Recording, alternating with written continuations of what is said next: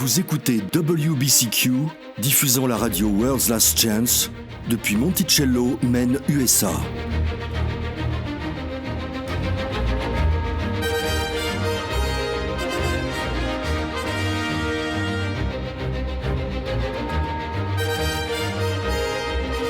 Crimes violents, troubles politiques, instabilité financière, tout indique une crise imminente, une crise sans précédent. Réglez votre fréquence sur Radio World's Last Chance pour découvrir comment vous préparer spirituellement à ce qui nous attend. Radio WLC prépare un peuple pour le retour très proche du Sauveur.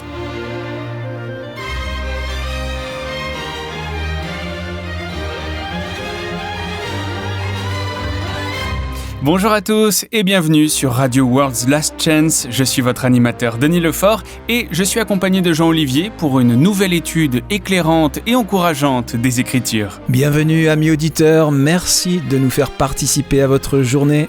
C'est vraiment un privilège de pouvoir partager la vérité et nous sommes reconnaissants envers nos auditeurs et envers tous ceux qui visitent notre site web et qui ont exprimé un intérêt pour le ministère de World's Last Chance. Si vous nous avez déjà écoutés ou avez déjà visité notre site web, vous savez que nous préférons utiliser le nom personnel du Créateur qui est Yahweh. Ou Yah en forme courte. Ou Yah.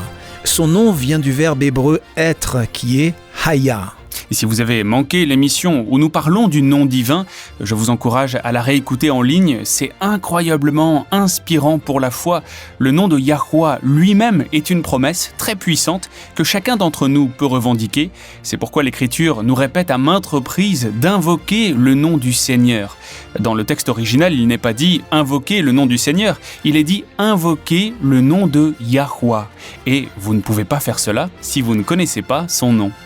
Le nom du Sauveur est Yahushua et signifie Yahweh sauve, ou plus précisément, le salut de Yahweh. J'aime à quel point les noms hébreux sont descriptifs. Moi aussi, et ils incorporent le nom du Père dans beaucoup d'autres noms. Vous nous entendrez aussi probablement utiliser El ou Elohim, ce sont des titres hébreux qui font référence au Père. C'est l'équivalent de notre Dieu ou Seigneur en français. Connaître le nom personnel du Tout-Puissant est un cadeau si incroyable. C'est très inspirant pour la foi de revendiquer la promesse de son nom. Alors, qu'as-tu préparé pour nous aujourd'hui, Jean ? Eh bien, aujourd'hui, j'aimerais parler de cadeaux. Denis, as-tu déjà reçu un cadeau qui était juste au-delà de toute attente ? Quelque chose qui t'est resté en tête jusqu'à aujourd'hui, comme très spécial ? Oh oui, absolument. J'ai déjà reçu des cadeaux spéciaux et qui m'ont marqué le cœur et l'esprit, mais il y en a un qui était absolument spectaculaire. Et c'était quoi ? Eh bien, l'année de mes 15 ans, mon père m'a offert un abonnement d'1 an pour voir mon équipe de football préférée, le FC Nantes. Pour tous les matchs d'une saison ? Oui, il en a acheté 2, un pour lui et un pour moi, et il s'est engagé à aller à tous les matchs avec moi. Donc, en plus d'avoir la chance de voir jouer ton équipe préférée, pendant 1 an, tu as eu l'occasion de créer de bons souvenirs avec ton père. C'était génial pour moi, vraiment, un cadeau rempli de cadeaux. Et c'est de cela que nous allons parler aujourd'hui, le cadeau divin rempli de cadeaux, le cadeau continuel qui ne cesse de faire des cadeaux. La justification est, bien entendu, ce qui permet à chacun d'entre nous d'être sauvé. Mais il y a plus. Avant de continuer, résumons ce qu'est la justification. Je sais que nous en avons déjà parlé, mais récapitulons. Jean 3, verset 16, est le message de l'Évangile en un seul verset. Il est écrit « Car Yah a tant aimé le monde qu'il a donné son Fils unique, afin que quiconque croit en lui ne périsse point, mais qu'il ait la vie éternelle. » La justification est le cœur même du message de l'Évangile. C'est la transaction, le don, où les mérites du sang du Sauveur sont crédités au bénéfice du croyant et où le croyant se tient devant Yah comme s'il n'avait jamais péché. C'est bien dit. La justification est un don de la grâce. Elle révèle des profondeurs de l'amour divin qui dépassent l'entendement. Que Yahweh nous aime à ce point, qu'il vous aime, et même au point de nous créditer à vous et à moi les mérites de Yahushua, est juste stupéfiant. Il n'y a rien qu'aucun d'entre nous puisse faire pour le mériter ou pour gagner cela. Je vois cela comme un pur don.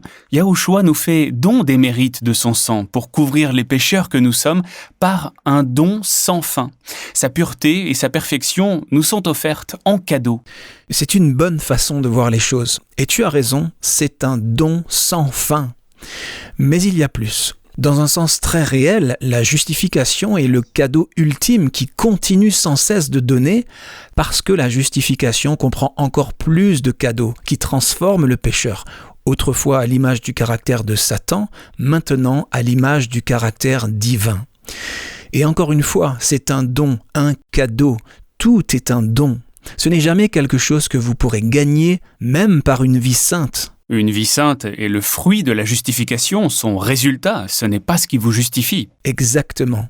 La sainteté n'est pas le prix que vous payez pour être justifié. La sainteté est le résultat de la justification. Prenons un moment pour lire la description que Paul fait de ce don étonnant. Éphésiens 2, versets 4 à 10. Voudrais-tu lire, Denis, ces versets pour nous? J'aime ce passage parce qu'il est très clair. Très bien, je l'ai. Il est écrit « Mais Yah, qui est riche en miséricorde à cause du grand amour dont il nous a aimés, nous qui étions morts par nos offenses, nous a rendus à la vie avec Christ. C'est par grâce que vous êtes sauvés.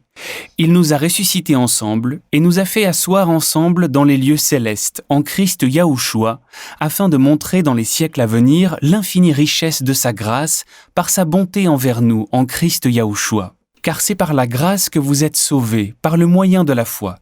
Et cela ne vient pas de vous, c'est le don de Yah. Ce n'est point par les œuvres, afin que personne ne se glorifie, car nous sommes son ouvrage, ayant été créés en Christ Yahushua pour de bonnes œuvres, que Yah a préparées d'avance, afin que nous les pratiquions. Ces bonnes œuvres sont le résultat de la justification, le résultat du fait d'avoir été justifié. Ces bonnes œuvres ne sont pas une façon de gagner la justification. La plupart des chrétiens ont une assez bonne compréhension de la justification.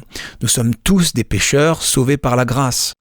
Mais le plan de la rédemption comprend bien plus que le seul pardon des péchés que nous avons commis par le passé. Un écrivain chrétien que j'ai lu il y a des années a dit quelque chose qui m'a toujours marqué depuis. C'était « La rédemption sans la restauration n'est pas le salut ». En d'autres termes, nous ne sommes pas sauvés pour être transformés en pécheurs immortels. C'est bien, c'est très bien dit. Et c'est précisément pourquoi je dis que la justification est un cadeau qui continue sans cesse de donner d'autres cadeaux. Avec le don de la justification, Yahuwah accorde aux croyants encore plus de dons. Ces dons ont le but de ramener l'individu à l'état de pureté qu'avait Adam avant la chute. Avec ces dons, le pécheur est parfaitement restauré et reflète à nouveau l'image divine. Notre Créateur est aussi notre recréateur. Oui, voilà l'ampleur du don de Yahuwah de la justification. Au moment même où la foi du pécheur repentant s'empare de la promesse que le sang versé par Yahushua couvre ses péchés, il est justifié.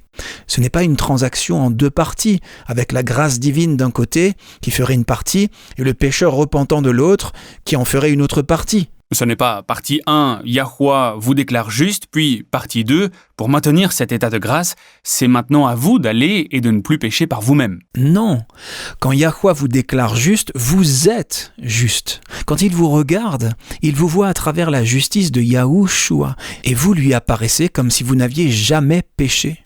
C'est ce que signifie être justifié. Vous ne pouvez pas le gagner par de bonnes actions, par de bonnes œuvres. Vous ne pouvez pas le maintenir par votre abnégation en renonçant à vous-même. Vous ne pouvez même pas le gagner par la repentance, puisque la repentance elle-même est aussi un don. C'est un bon point. Nous savons tous que si nous sommes vraiment repentants, ça signifie que nous arrêtons de commettre l'offense. Être si désolé pour le mal que vous avez fait, que vous arrêtez effectivement de le faire, c'est ça le vrai repentir. Mais cela également n'est pas quelque chose que nous pouvons produire en nous-mêmes.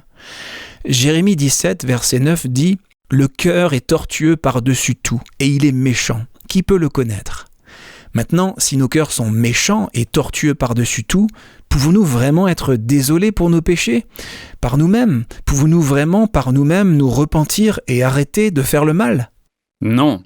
Et soyons honnêtes, regardons les choses en face. Le péché peut être amusant, voire plaisant. En tout cas, pour nos natures humaines déchues, le péché est plus agréable que les choses spirituelles. Donc, oui, je vois ce que tu veux dire. La repentance elle-même doit être un cadeau, un don divin. Le salut, ce n'est pas « Yah » et « nous » qui travaillons ensemble. Le salut est toujours un don, un cadeau gratuit. La seule chose que nous puissions faire est de choisir de l'accepter ou de le rejeter et de continuer dans le péché consciemment. J'aimerais que nous lisions Romains 3. Ce sujet même de la justification et le fonctionnement du salut est le thème de la lettre de Paul aux Romains. Quel verset ? Romains 3, versets 20 à 26. Car nul ne sera justifié devant lui par les œuvres de la loi, puisque c'est par la loi que vient la connaissance du péché. Mais maintenant, sans la loi est manifestée la justice de Yah, à laquelle rendent témoignage la loi et les prophètes, justice de Yah par la foi en Yahushua Christ, pour tous ceux qui croient. Il n'y a point de distinction. Car tous ont péché et sont privés de la gloire de Yah, et ils sont gratuitement justifiés par sa grâce, par le moyen de la rédemption qui est en Yahushua Christ. C'est lui que Yahweh a destiné, par son sang, à être, pour ceux qui croiraient, victime propitiatoire, afin de montrer sa justice, parce qu'il avait laissé impunis les péchés commis auparavant, au temps de sa patience, afin, dis-je, de montrer sa justice dans le temps présent, de manière à être juste tout en justifiant celui qui a la foi en Yahushua. Encore une fois, il est impossible de gagner la justice de Christ. Le salut ne peut jamais être gagné par aucun effort ou œuvre de l'individu. On ne peut le mériter. Jamais. C'est seulement par la foi que quelqu'un peut être justifié et se tenir devant Yah comme s'il n'avait jamais péché. Et c'est un don permanent, un don perpétuel de la justice de Christ qui couvre nos souillures par les mérites de la vie et de la mort de Christ.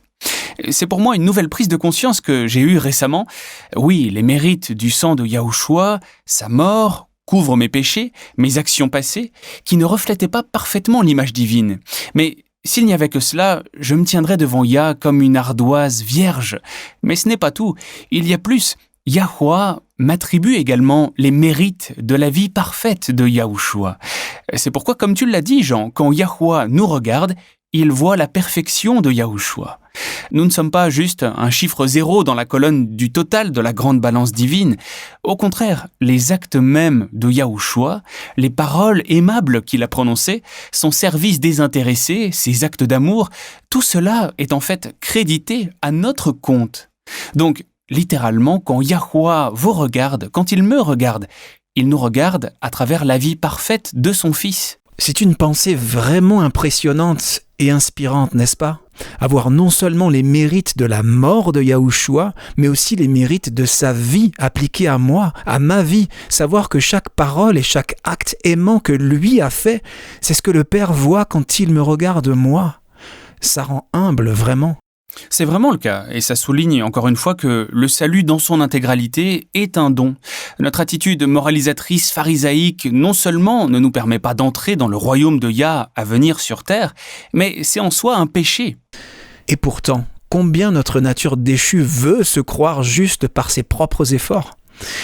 Robert Murray McCheyne était un homme profondément spirituel. Il n'avait que 29 ans lorsqu'il est mort en 1843. Il a dit un jour, je cite, « L'autosatisfaction est la plus grande idole du cœur humain, l'idole que l'homme aime le plus et que Dieu déteste le plus. Vous essayez toujours d'être quelque chose en vous-même, de gagner la faveur de Dieu en minimisant votre péché, ou en regardant à votre repentir, vos larmes, vos prières, ou en regardant à vos exercices religieux, etc. Ou en regardant à vos grâces, à l'œuvre de l'Esprit dans votre cœur. Méfiez-vous des faux Christ. Étudiez la sanctification avec le plus grand soin, mais n'en faites pas un Christ. » Fin de citation. La justice ou droiture et la justification sont exactement la même chose. En fait, en grec, c'est le même mot. Donc, de même qu'il n'y a pas d'auto-justification, il n'y a pas non plus d'auto-droiture qui soit acceptable aux yeux de Yah. Ça me rappelle ce qu'Ésaïe a dit dans Ésaïe 64, verset 6. Il est écrit « Nous sommes tous comme des impurs et toute notre justice est comme un vêtement souillé. » la justification est le don de la justice, de la droiture. Et comme tout ce qui est nécessaire à notre salut, c'est un don de l'amour divin. Avez-vous déjà été troublé par diverses paroles divines de l'Ancien Testament disant aux Israélites de détruire telle ville ou telle population et d'y tuer tout le monde, y compris les femmes, les enfants et même les bébés? Cela ne semble pas compatible avec le caractère d'amour du Créateur, n'est-ce pas? Il existe cependant une raison à cela. Découvrez-la sur notre site web en lisant les Néphilim dans la Bible. Apprenez pourquoi de tels ordres ont été donnés par un Père aimant. Lisez les Néphilim dans la Bible sur worldslastchance.com.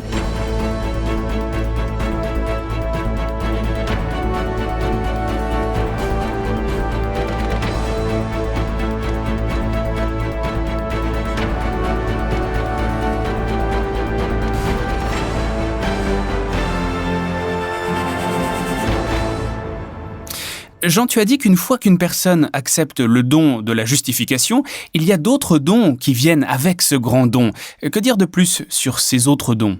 Eh bien, c'est comme si le Père attendait, en retenant son souffle, de déverser bénédiction après bénédiction sur nous. Il ne forcera pas la volonté humaine, donc avant qu'il puisse bénir et aider comme il le veut, nous devons d'abord faire le choix de l'accepter, lui et ses dons. L'un de ces dons, et c'est un don très précieux, est la sanctification. C'est l'un de ces grands mots que les chrétiens aiment utiliser, mais que nous n'entendons pas dans un autre contexte. Tu as ton ancien dictionnaire préféré avec toi, Denis ? Oui, je l'ai toujours, pour nos émissions. Très bien. Alors, pourrais-tu chercher le mot « sanctifier » et nous lire la définition dans ton dictionnaire du siècle dernier ou avant-dernier ? Avant-dernier, 1828 pour être précis. Et les définitions sont géniales. Beaucoup plus de profondeur de sens. Ok, c'est parti. Sanctifier, ça dit, dans un sens général, nettoyer, purifier ou rendre saint. Séparer, mettre à part ou affecter à un usage saint, sacré ou religieux. Purifier, préparer au service divin et à la participation aux choses saintes. Nettoyer de la corruption, purifier du péché, rendre saint en détachant des affections du monde et de ses souillures, et en élevant à un amour suprême pour Dieu. Fin de citation. C'est puissant. En effet, et c'est l'un des dons, des cadeaux que Yahweh accorde à ceux qui acceptent le don de la justification. La sanctification est littéralement la transformation à l'image divine. As-tu entendu parler de Neil T. Anderson? C'est un auteur chrétien. Non. Non, ça ne me dit rien. Eh bien, il a fait une déclaration très perspicace. Il a dit, je cite, « Le changement intérieur, la justification, s'effectue au moment du salut. Le changement extérieur, dans la marche quotidienne du croyant, la sanctification, se poursuit tout au long de la vie. Mais l'œuvre progressive de la sanctification n'est pleinement efficace que lorsque la transformation radicale et intérieure de la justification est réalisée et que l'on se l'approprie par la foi. » C'est bien, j'aime ça. S'approprier quelque chose, bien sûr, signifie le revendiquer. Donc, ce que cela dit, c'est que la sanctification, tout comme la justification, est octroyée et donnée. Ce n'est pas quelque chose que nous gagnons. Je pense qu'il est important de souligner qu'il est si facile de glisser dans cet état d'esprit que, pour maintenir notre état de justification, nous devons faire quelque chose, n'importe quoi. Nous devons arrêter de manger ceci ou commencer à porter cela, et très vite nous sommes de retour au salut par les œuvres. Le fait que la sanctification elle-même soit un don est un point très puissant et encourageant. Eh bien, on ne peut pas y arriver par nous-mêmes. Ça doit être un don. C'est la seule façon pour chacun d'entre nous d'être transformé à l'image divine. Ézéchiel 36, versets 25 à 27. Qu'est-il écrit ? J'y suis presque. Ok. Il est écrit « Je répandrai sur vous une eau pure et vous serez purifiés. Je vous purifierai de toutes vos souillures et de toutes vos idoles. Je vous donnerai un cœur nouveau et je mettrai en vous un esprit nouveau. J'ôterai de votre corps le cœur de pierre et je vous donnerai un cœur de chair. Je mettrai mon esprit en vous et je ferai en sorte que vous suiviez mes ordonnances et que vous observiez et pratiquiez mes lois. Nous sommes des pécheurs, donc de notre point de vue, il est normal de considérer la loi divine avec crainte et appréhension. Mais la vérité est que la loi divine est simplement une transcription du caractère divin. C'est la loi de l'amour. Exactement. Yahweh offre à chaque croyant justifié le don d'un nouveau cœur. C'est un don divin. Sur ce nouveau cœur, il inscrit sa loi d'amour, la transcription de son propre caractère. C'est puissant, parce qu'une fois que vous avez reçu ce don, devinez ce qui se passe. Vos désirs secrets et votre cœur caché, intérieur, sont purifiés. Et maintenant, vous vous délectez naturellement de la sainteté. Et vous trouvez le péché détestable. Quel don! Quel cadeau! Oh, ça l'est vraiment. Et évidemment, ce n'est pas quelque chose que nous pouvons produire en nous-mêmes. Absolument pas. Ça me rappelle une déclaration faite par Charles Spurgeon.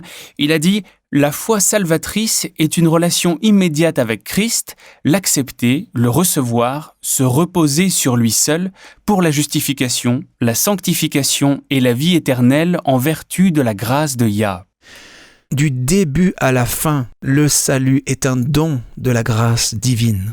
Maintenant, ça ne signifie pas qu'à un quelconque moment avant la glorification, vous allez pouvoir prétendre à la perfection. Oh, ma femme pourrait te le confirmer. Elle te connaît bien, n'est-ce pas? Oh, oui. Mais comment cela fonctionne-t-il? C'est un don, d'accord. Et évidemment, nous ne pécherons pas dans le royaume éternel de Yah. Nous n'en aurons même pas envie. La justification et la sanctification sont toutes deux des dons, mais nous avons toujours nos natures humaines déchues pour l'instant. Nous avons toujours les défauts et les faiblesses qui viennent du fait que nous avons hérité et cultivé des tendances au péché. Mais la différence, c'est qu'avec les dons de justification et de sanctification de Yah, le désir le plus profond du cœur humain sera d'être uni au Père, d'être un avec lui. Ça signifie que si vous avez le choix entre, disons, regarder ce film ou cette série pour vous évader pendant quelques heures, ou garder votre esprit en harmonie avec Yah, vous allez choisir de garder votre esprit concentré sur les choses célestes, non pas pour maintenir votre état de justification, mais simplement parce que vous obtenez plus de joie dans la communion avec le Père que vous ne pourriez jamais en avoir en regardant un film d'Hollywood ou une série de Netflix. Ça me rappelle la prière de Yahushua pour ses disciples juste avant Gethsémané. Juste un instant que je la recherche, c'est dans Jean 17, c'est ici, versets 20 et 21. Il est écrit « Ce n'est pas pour eux seulement que je prie, mais encore pour ceux qui croiront en moi par leur parole, afin que tous soient un, comme toi, Père, tu es en moi, et comme je suis en toi, afin qu'eux aussi soient un en nous, pour que le monde croie que tu m'as envoyé. » Le don d'un nouveau cœur sur lequel est inscrite la loi divine, c'est ça la réponse de Yahweh à la prière du Sauveur. C'est magnifique. Je n'y avais jamais pensé de cette façon. Il y a un autre don qui accompagne la justification, c'est la glorification. Comme tu l'as dit, Denis, nous n'allons pas être soudainement transformés en pécheurs immortels. Le fait est que ce n'est pas seulement que nous avons des tendances cultivées au péché, nous avons aussi des tendances héritées au péché. La glorification s'occupe de tout cela. On pourrait dire que la glorification est le couronnement du plan du salut. Thomas Watson était un ministre et un auteur anglais au XVIIe siècle. C'était un puritain et un certain nombre de ses livres sont encore imprimés. Il a dit quelque chose que je n'ai jamais pleinement apprécié jusqu'à présent. Il a dit qu'il était absurde d'imaginer que Yahweh justifierait un peuple et ne le sanctifierait pas, ou qu'il justifierait des gens qu'il ne pourrait glorifier. Le plan du salut ne consiste pas seulement à nous pardonner nos péchés passés, il est aussi de restaurer complètement en nous l'image divine, de nous ramener là où nous aurions été si nous n'avions jamais péché. Donc, un rapide récapitulatif. La justification applique les mérites du sang de Yahushua aux pécheurs repentants, et il se tient devant Yahweh comme s'il n'avait jamais péché. La sanctification est le don d'un cœur nouveau sur lequel est inscrite la loi divine, le caractère divin. Par ce don, le péché devient détestable aux yeux du croyant. La glorification, ensuite, est le don qui ôte la nature humaine déchue et transforme complètement le corps et l'âme à l'image divine. Cela se produira à la résurrection des justes, n'est-ce pas, quand Yahushua revient? Oui. La glorification est le don final qui transforme complètement le croyant à l'image divine. Passons à Philippiens 3. Paul parle en fait assez longuement de ce sujet. Philippiens 3, versets 20 et 21, qu'est-il écrit ? Mais notre cité à nous est dans les cieux, d'où nous attendons aussi comme sauveur le Seigneur Yahushua Christ, qui transformera le corps de notre humiliation en le rendant semblable au corps de sa gloire, par le pouvoir qu'il a de s'assujettir toutes choses. La sanctification rend le péché détestable aux yeux du croyant, mais le péché lui-même fait toujours partie de sa nature déchue. La glorification est le don qui transforme la nature même du croyant, la rendant une avec le divin. C'est le moment où nos corps humains, charnels et pécheurs, sont transformés en corps nouveaux, spirituels, qui ne mourront jamais. Paul l'explique dans 1 Corinthiens chapitre 15, versets 46 à 56. 1 Corinthiens 15, versets 46 à 56. Mais ce qui est spirituel n'est pas le premier, c'est ce qui est animal, ou ce qui est naturel selon les versions. Ce qui est spirituel vient ensuite. Le premier homme, tiré de la terre, est terrestre. Le second homme est du ciel. Tel est le terrestre, tels sont aussi les terrestres. Et tel est le céleste, tels sont aussi les célestes. Et de même que nous avons porté l'image du terrestre, nous porterons aussi l'image du céleste. Ce que je dis, frères, c'est que la chair et le sang ne peuvent hériter le royaume de Dieu, et que la corruption n'hérite pas l'incorruptibilité. Voici, je vous dis un mystère. Nous ne mourrons pas tous, mais tous nous serons changés en un instant, en un clin d'œil, à la dernière trompette. La trompette sonnera, et les morts ressusciteront incorruptibles, et nous serons changés. Car il faut que ce corps corruptible revête l'incorruptibilité et que ce corps mortel revête l'immortalité. Lorsque ce corps corruptible aura revêtu l'incorruptibilité et que ce corps mortel aura revêtu l'immortalité, alors s'accomplira la parole qui est écrite. La mort a été engloutie dans la victoire. Ô mort, où est ta victoire? Ô mort, où est ton aiguillon? L'aiguillon de la mort, c'est le péché, et la puissance du péché, c'est la loi. Waouh, ce passage prend vie, n'est-ce pas? Oui, et tout cela est dû à Yah qui nous donne la victoire. Il nous donne la victoire. Du début à la fin et à chaque étape du chemin, c'est un don. Les saints reçoivent un cœur nouveau à la justification. Maintenant, à la glorification, ils recevront de nouveaux corps spirituels qui ne mourront jamais. C'est le don d'une nature supérieure. Pouvez-vous imaginer ce que ce sera d'être doué d'une nature supérieure, de ne plus jamais être tenté de pécher, parce qu'il n'y aura rien en vous pour répondre aux séductions de Satan? Quel cadeau incroyable ce sera! C'est ce qui permettra aux saints de contempler la face de Yah lui-même et de vivre en sa présence immédiate. Il a été dit à Moïse qu'aucun homme ne pouvait voir la face de Yah et vivre, parce que nos natures pécheresses font partie intégrante de nous. Mais avec la glorification, nous deviendrons des fils et des filles de Yah, littéralement, et nous pourrons passer l'éternité avec lui. Ça me rappelle la déclaration de Paul aux croyants de Philippe. Dans Philippiens 2, verset 13, il explique « Car c'est Yahuwah qui produit en vous le vouloir et le faire selon son bon plaisir. » Nous savons que le salut lui-même est un don, mais la justification, la sanctification et la glorification le sont aussi. Tout ce que vous avez à faire, les amis, c'est d'accepter ces dons par la foi. Il n'y a rien que vous puissiez faire pour les mériter. Il suffit de les accepter par la foi. Quand vous faites cela, Yahuwah lui-même vous prépare pour ce qui vient. Ne partez pas les amis, dans un instant, nous répondrons à vos questions envoyées dans notre courrier des auditeurs. Restez à l'écoute.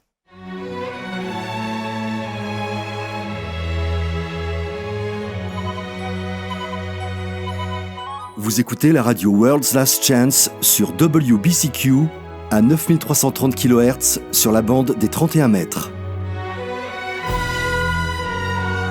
Radio World's Last Chance prépare un peuple pour le retour très proche du Sauveur.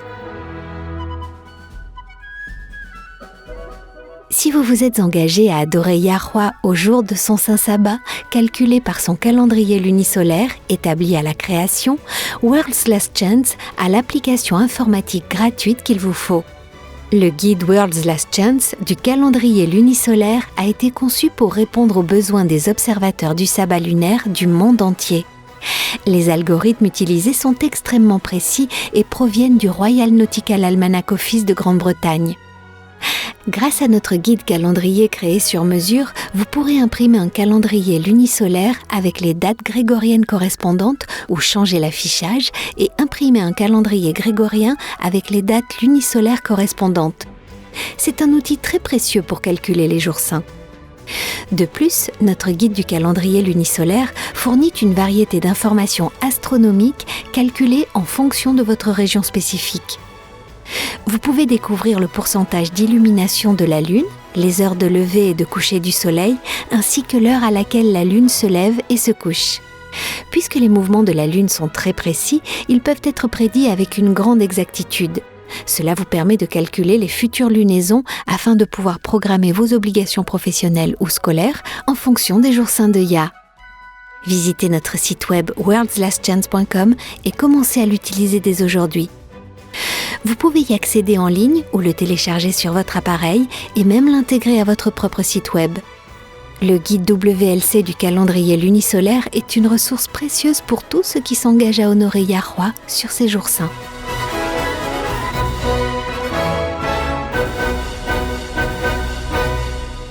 Très bien, il est temps de répondre aux questions soumises pour notre courrier des auditeurs. Celle-ci est anonyme, elle dit « Je veux vraiment étudier la Bible davantage, mais chaque fois que j'essaie, j'ai du mal à me concentrer. Mon esprit vagabonde et honnêtement, je m'ennuie.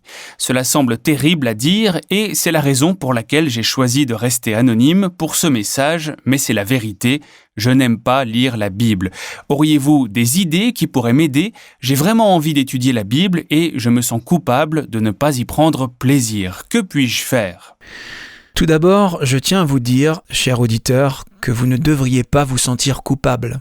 Le diable utilise la culpabilité pour nous séparer de Yahweh. Deuxièmement, je peux comprendre. Moi aussi, moins on étudie la Bible, moins on a envie de l'étudier. Mais l'inverse est vrai aussi. Plus on étudie, plus on a envie d'étudier. C'est un principe spirituel, que les choses spirituelles sont discernées spirituellement. 1 Corinthiens 2, verset 14 dit « Mais l'homme animal ou naturel, selon les versions, ce qui est plus juste, ne reçoit pas les choses de l'esprit de Yah, car elles sont une folie pour lui, et il ne peut les connaître, parce que c'est spirituellement qu'on en juge. » C'est vrai. Mais même si l'étude des Écritures vous ennuie, il est possible de dépasser cela et dans le processus de développer une foi très forte. Voudrais-tu, Denis, lire pour nous Hébreux chapitre 4, verset 12 ? C'est la clé pour développer l'amour de l'étude de la Bible. Hébreux 4, verset 12. Il est dit, je cite, « Car la parole de Yah est vivante et efficace, plus tranchante qu'une épée quelconque à 2 tranchants, pénétrante jusqu'à partager âme et esprit, jointure et moelle, elle juge les sentiments et les pensées du cœur. » Puisque la parole de Yah est vivante et efficace, ou puissante selon les versions, plus vous l'étudiez, plus vous aurez envie de l'étudier. Oui, au début, ça peut nécessiter de le faire comme un simple choix, plutôt que comme un désir chaleureux du cœur. Mais plus vous étudierez, plus vous découvrirez des profondeurs cachées dans des passages que vous avez peut-être négligés jusque-là. As-tu un conseil à donner pour comment commencer ? Lancez-vous et juste faites-le. Y a-t-il autre chose ? Oui. Rappelez-vous que pour tout ce dont vous avez besoin, vous pouvez prier et le demander. Y compris la soif d'étudier la Bible ? Absolument. Dans Apocalypse 3, quel est le problème de l'église laodicienne ? Eh bien, qu'ils pensent qu'ils sont riches, dans l'abondance, et n'ont besoin de rien. Alors qu'en réalité, ils sont malheureux, misérables, pauvres, aveugles et nus. En réalité, donc, ils ont besoin de tout. Exact. Alors, quel est le conseil donné aux Laodiciens ? Comment sont-ils censés s'extraire du bourbier, de l'orgueil spirituel dans lequel ils se trouvent ? Eh bien, pour commencer, ils ne peuvent pas s'en extraire tout seuls. Laisse-moi le lire rapidement. Apocalypse 3, verset 18. Il est écrit « Je te conseille d'acheter de moi de l'or éprouvé par le feu, afin que tu deviennes riche, et des vêtements blancs, afin que tu sois vêtu, et que la honte de ta nudité ne paraisse pas, et un collier pour oindre tes yeux, afin que tu vois. » Donc, ils doivent aller vers le Sauveur et lui demander ce dont ils ont besoin, n'est-ce pas ? Oui. Eh bien, c'est exactement ce que chacun d'entre nous doit faire. Et nous devons le faire non seulement pour obtenir une faim et soif d'études bibliques, mais parce que nous avons aussi besoin de discernement spirituel pour saisir même ce que nous étudions. C'est le collyre pour les yeux que le témoin fidèle et véritable dit qu'il est prêt à nous donner. Ça me rappelle une promesse faite par Yahushua dans Jean 16. Écoutez ceci, c'est très beau. Il est écrit « En vérité, je vous le dis, ce que vous demanderez au Père, il vous le donnera en mon nom. Jusqu'à présent, vous n'avez rien demandé en mon nom. Demandez et vous recevrez, afin que votre joie soit parfaite. » Amen. Donc, oui, demandez le discernement spirituel pour comprendre ce que vous lisez. Demandez à avoir faim et soif de la parole de Yah. Considérez la Bible comme sa lettre d'amour personnelle pour vous, parce que c'est vraiment ce qu'elle est. Le monarque tout-puissant de toute la création vous aime tellement qu'il veut communiquer avec vous. Il a donc conservé les Écritures pour que vous puissiez apprendre à le connaître. Une chose qui m'aide vraiment dans mon étude personnelle de la Bible, c'est de me laisser beaucoup de temps pour prier. Et je parle de quelque chose de plus qu'un rapide, précipité « Cher Père, merci pour ce nouveau jour.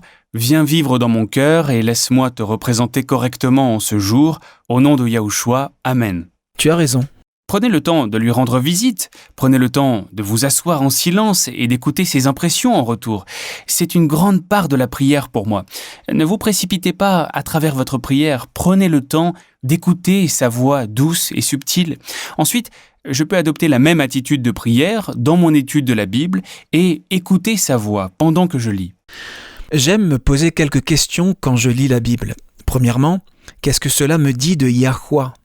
Deuxièmement, qu'est-ce que cela me dit sur moi-même ? Et troisièmement, qu'est-ce que cela me dit de la volonté de Yahuwah pour ma vie ? Chaque passage de l'Écriture ne répondra peut-être pas à toutes les questions, mais chaque passage de l'Écriture abordera au moins une de ces trois questions. Est-ce que tu as un carnet de notes ? Tu prends des notes pendant que tu lis ? Pas toujours, parfois, mais c'est utile si tu fais une étude approfondie en comparant les Écritures avec les Écritures. Une autre chose vraiment utile est d'utiliser une concordance. Recherchez les mots. Si vous n'avez pas votre propre exemplaire, consultez-en une en ligne. Il y a beaucoup de ressources d'études bibliques en ligne. Je suis d'accord. Quand j'ai commencé à chercher des mots dans la concordance, mon étude de la Bible a vraiment pris vie. Il y a souvent un sens important du mot qui se perd dans la traduction ou des nuances que l'on ne saisit pas. Mais si vous recherchez le mot dans une concordance ou, mieux encore, dans un dictionnaire biblique, il y a beaucoup de choses à découvrir et à comprendre là-dedans. Une autre façon d'utiliser une concordance pour rendre votre étude de la Bible plus vivante est de l'utiliser pour étudier un thème. Si votre idée de l'étude de la Bible est de vous asseoir et de commencer à Genèse 1, verset 1, en finissant par Apocalypse 22, verset 21... C'est le dernier verset de la Bible au cas où vous ne le sauriez pas. Eh bien, si vous faites cela, vous pourriez faire un bout de chemin, c'est sûr. Mais dès que vous atteindrez les « un tel engendra un tel », vous allez ralentir. Et même si vous arrivez à dépasser les « un tel engendra un tel », vous ne retirerez peut-être pas grand-chose personnellement des descriptions de tous les rites sacrificiels du code lévitique, à moins que ça ne fasse partie d'un thème que vous recherchez dans les Écritures. Pour quelqu'un qui n'a jamais utilisé une concordance auparavant, comment utiliser une concordance pour rechercher un thème dans les Écritures ? Eh bien, disons que tu veuilles faire une étude sur la foi.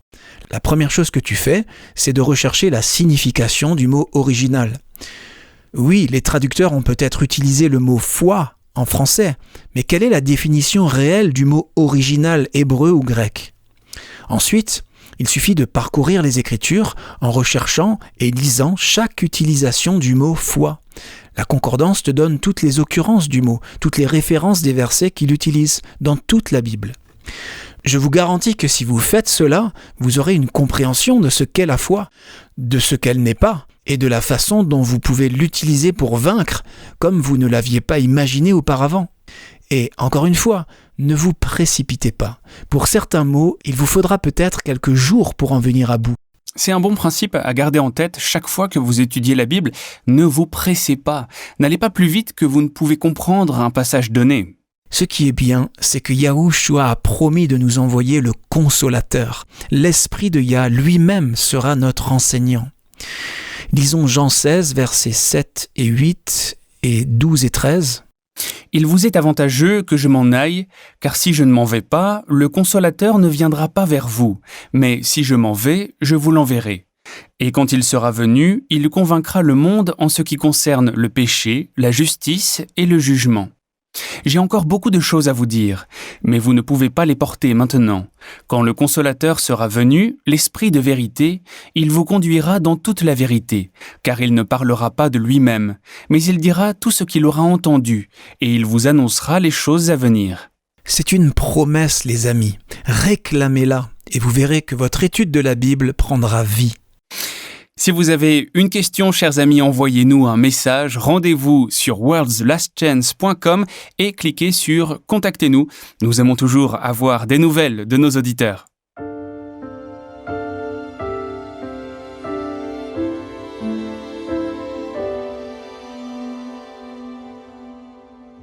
Vous écoutez Élise Blanc pour votre promesse quotidienne de la parole de Yah.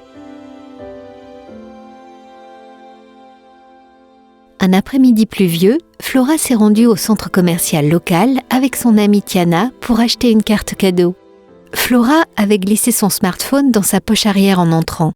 Les jeunes femmes se sont arrêtées à un kiosque d'information pour se renseigner sur l'emplacement du magasin qu'elles cherchaient.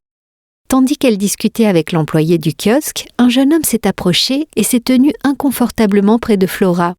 Elle a trouvé cela étrange, mais en a ri en plaisantant avec son amie. Ce n'est que plus tard dans l'après-midi, en quittant le magasin avec la carte cadeau achetée, que Flora a réalisé que son téléphone avait disparu. Elle a commencé à paniquer. Bien sûr, un smartphone pouvait toujours être remplacé, mais les précieuses photos de sa fille ne pourraient pas l'être. Tiana a essayé de la rassurer en suggérant de revenir sur leurs pas depuis le parking. Le téléphone était probablement tombé de la poche de Flora. Mais pas de téléphone. Les femmes sont retournées au centre commercial et ont demandé à un manager d'appeler la sécurité. Elles ont commencé à prier pour qu'une personne honnête trouve et rende le téléphone.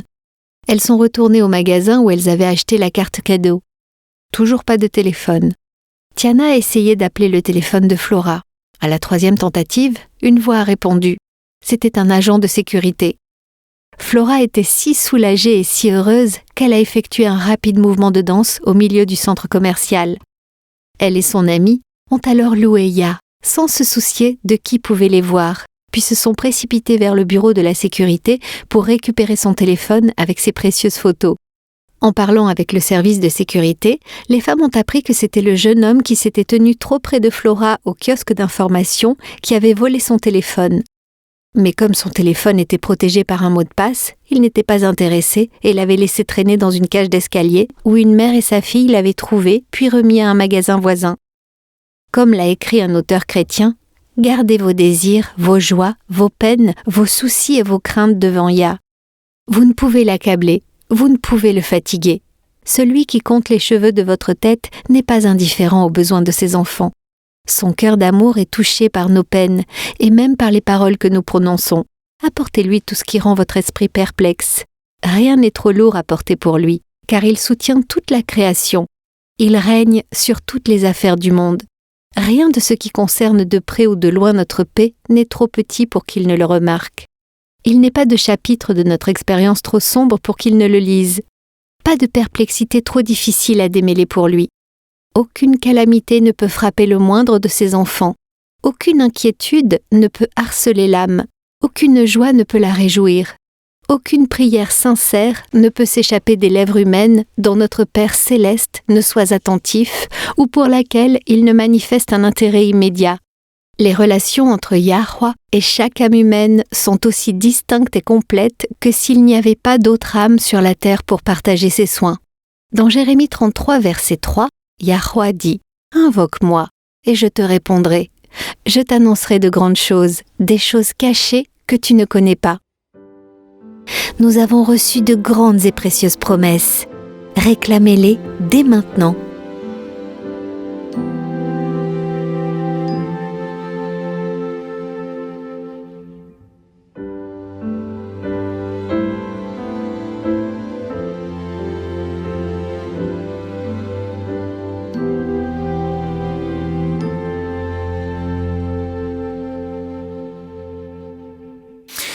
J'aime beaucoup l'idée que la justification est le cadeau qui continue à donner, un cadeau rempli de cadeaux. C'est vraiment toute la richesse de la grâce divine qui est déversée sans mesure pour sauver l'âme humaine. Il n'y a rien que nous puissions faire pour gagner cela ou pour nous recommander de nous-mêmes à Yah pour le mériter. C'est un don pur et simple et c'est un don que nous ne méritons pas. Vous savez, à WLC, à la fois sur nos programmes radio en ondes courtes, ainsi que dans nos vidéos et sur notre site web, nous avons tendance à beaucoup nous concentrer sur la prophétie biblique et les événements de la fin des temps. Même notre nom, World's Last Chance, la dernière chance du monde en français, souligne le sentiment d'urgence que le temps est compté et que Yahushua va très bientôt revenir. Les dons de la justification sont si précieux car ils nous préparent à contempler la face du Père et à vivre avec lui pour l'éternité. Ils nous préparent aussi pour le temps de détresse. Dans Éphésiens 4, Paul exprime sa gratitude pour le fait qu'avec le don de la grâce, nous ne sommes plus des enfants flottant et emportés à tout vent de doctrine par la tromperie des hommes, par leur ruse dans les moyens de séduction. C'est une promesse vraiment précieuse, car maintenant, à la fin, tout vent de doctrine sont en train de souffler. Yahuwah déverse de nouvelles lumières et restaure d'anciennes vérités. Mais le diable est aussi plus actif que jamais, travaillant dur pour apporter l'erreur et soutenir des traditions qui n'ont absolument aucun fondement dans la parole de Yahuwah. Il est intéressant pour moi de réaliser combien de mensonges du diable visent à détruire la véritable justice ou droiture divine, la véritable justification par la foi. Il y a l'illusion du « une fois sauvé, toujours sauvé », l'idée que si vous êtes vraiment sauvé, vous avez perdu votre volonté et vous ne pouvez jamais revenir en arrière. Yahuwah ne nous privera jamais de notre liberté de choix. Le droit au libre arbitre est un droit divinement donné et il ne va pas nous le retirer lorsque nous choisissons d'accepter le salut. Le revers de cette médaille est l'erreur du salut par les œuvres, et ce n'est pas une condamnation de mes frères et sœurs en Christ qui tombent dans cette erreur. Pour être tout à fait honnête, je suis déjà tombé dans cette illusion, moi aussi. Il peut être difficile de réaliser que nous essayons de nous frayer un chemin vers le royaume de Yah. Oh oui, ça peut être très difficile de le réaliser. Et c'est peut-être l'une des façons les plus subtiles pour Satan de détourner nos yeux de Yahuwah. Et oui, je dois admettre que je suis moi aussi tombé dans ce piège. Ceux à tendance libérale tendent à tomber dans la tromperie du « une fois sauvé, toujours sauvé », tandis que ceux à tendance conservatrice finissent par essayer de travailler eux-mêmes pour leur chemin vers le salut, sans même s'en rendre compte. Et cela s'insinue, cela arrive petit à petit, sans même que nous nous en rendions compte. Tu sais, cette idée par exemple qu'il n'y aurait qu'une seule façon d'observer le sabbat et que toute personne qui l'observe différemment aurait tort, ou si tu vois quelqu'un qui est habillé un peu plus mondain ou qui porte des bijoux, ou bien... Qui mange de la viande ? Oui, par exemple, qui mange de la viande, ou fait quelque chose que tu ne fais pas. Alors, d'une certaine manière, ça fait de toi un chrétien supérieur à tes propres yeux. Voilà des façons dont une attitude d'orgueil spirituel s'installe. Et l'orgueil spirituel est toujours le fruit du salut par les œuvres. Nous devons tous, et je m'inclus également, sonder nos cœurs dans la prière et demander à Yahuwah de nous purifier. Passons rapidement au psaume 139. C'est une magnifique prière de David et c'est une prière que nous devrions tous faire. Lisons les versets 23 et 24. Très bien, il est écrit « Sonde-moi, ô Yah, et connais mon cœur. Éprouve-moi et connais mes pensées. Regarde si je suis sur une mauvaise voie, et conduis-moi sur la voie de l'éternité. » Quand vous levez les yeux vers le ciel par la foi et que vous dites « Père, je suis un pécheur et je ne mérite absolument pas ta miséricorde, mais tu as promis de m'accepter comme je suis. Alors par la foi, je vais réclamer la promesse de ton salut. » Alors, les vannes de la miséricorde divine s'ouvrent pour vous. Le barrage se brise. Le barrage cède. Il a fait tout le travail. Tout ce que vous devez faire, c'est demander, croire et recevoir. Ensuite, toutes les œuvres de sainteté sont les fruits de son œuvre dans votre vie. Il y a un instant, Denis, tu parlais des illusions que Satan utilise pour tenter de tromper les gens en ces derniers jours. Et c'est vrai, mais je ne veux pas que quelqu'un parte aujourd'hui en craignant la puissance de Satan. Vous n'avez pas à avoir peur du diable, il a perdu. C'est un ennemi vaincu, les amis. Vraiment, c'est un ennemi vaincu. Et avec les dons de Yah, nous sommes parfaitement en sécurité, en nous reposant en lui. J'aimerais vous lire une promesse vraiment précieuse. Elle se trouve dans 2 Thessaloniciens, chapitre 3, verset 3. Il est écrit « Yahweh est fidèle, il vous affermira et vous préservera du malin. » C'est l'un des dons de la justification. Vous n'avez pas à vous protéger vous-même. C'est une bonne chose, nous ne sommes pas à la hauteur de la puissance du diable. Et Yah le sait. Donc, même quand il s'agit de se protéger des illusions spirituelles et des doctrines du diable, Yahweh nous protégera. Il y a tellement de dons qui viennent avec le don de la justification. Et chacun d'entre eux nous prépare ou nous protège et nous aide d'une certaine manière. Ça me rappelle une promesse dans 1 Jean. Laisse-moi la retrouver rapidement. La voici. 1 Jean 5, verset 18. Il est écrit « Nous savons que quiconque est né de Yah ne pêche point, mais celui qui est né de Yah se garde lui-même, et le malin ne le touche pas. » Quand nous acceptons le don de justification de Yah, nous sommes justifiés et le malin ne nous touche pas. Amen. J'aimerais terminer par un passage qui contient une promesse très puissante. Nous n'avons pas l'habitude d'inclure ces versets dans nos listes de promesses bibliques, mais ils devraient vraiment y figurer. Et il s'agit de Daniel 12, versets 1 à 3. En ce temps-là se lèvera Michaël, le grand chef, le défenseur des enfants de ton peuple, et ce sera une époque de détresse, telle qu'il n'y en a point eu de semblable depuis que les nations existent jusqu'à cette époque. En ce temps-là, ceux de ton peuple qui seront trouvés inscrits dans le livre seront sauvés. Plusieurs de ceux qui dorment dans la poussière de la terre se réveilleront, les uns pour la vie éternelle, et les autres pour l'opprobre, pour la honte éternelle. Ceux qui auront été intelligents brilleront comme la splendeur du ciel, et ceux qui auront enseigné la justice à la multitude brilleront comme les étoiles, à toujours et à perpétuité. Oui, entre aujourd'hui et la fin, il y aura une période de trouble, de détresse, telle qu'il n'y en a jamais eu auparavant. Mais Michaël et toutes les armées célestes ne vont pas laisser faire. Ils se lèveront pour les enfants de Yah. Ils assureront nos arrières. Et la promesse est que le peuple de Yah sera délivré. Amen. Mettez votre confiance dans le Père, les amis. Il a fourni son Fils Yahushua pour nous couvrir, à la fois pour couvrir nos péchés passés, mais aussi pour notre transformation actuelle. Absolument tout ce dont vous avez besoin pour vous préparer à la vie éternelle. Il vous le fournira. Rejoignez-nous demain et d'ici là, souvenez-vous, Yahweh vous aime et vous pouvez compter sur lui, lui faire confiance en toute sécurité, car il en est digne.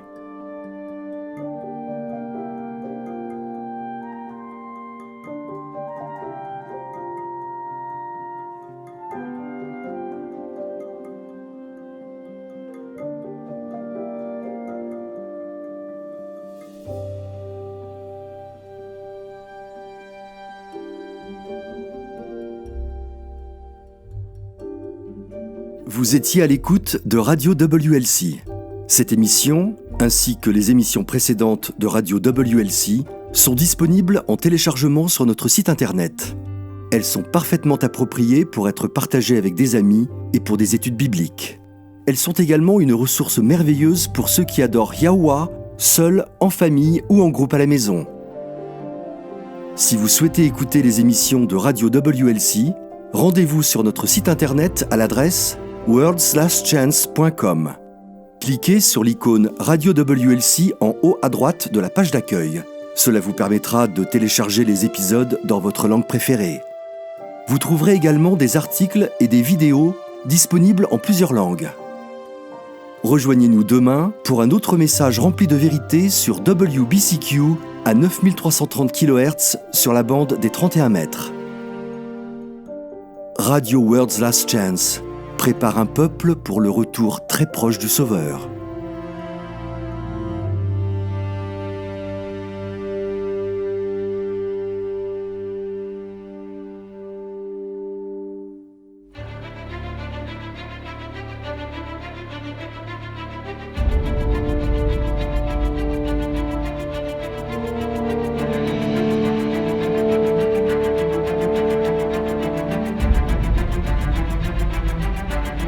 Merci d'avoir été à l'écoute de ce programme sur Radio WLC. Nous vivons une époque très solennelle. Le monde est au bord d'un grand désastre. Des événements catastrophiques vont bientôt se produire qui mettront fin à notre ère. et inaugureront la nouvelle. Dans sa grande miséricorde, Yahweh a révélé par la prophétie ce que l'avenir nous réserve.